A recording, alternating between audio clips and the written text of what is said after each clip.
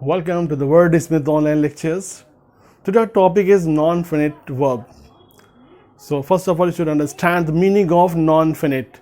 Actually, non-finite means not bound to or not limited to.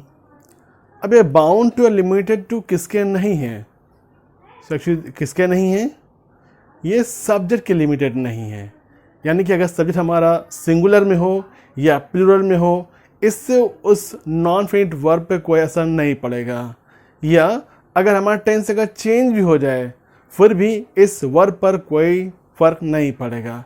Let's find out how. I am going to take my test.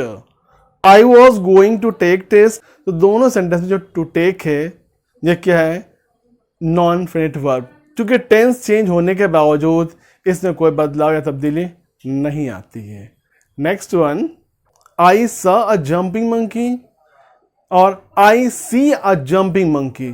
Both the cases jumping will not be change. Jumping जो word आ रहा है ये change नहीं होगा. They are going to play. They are going to play.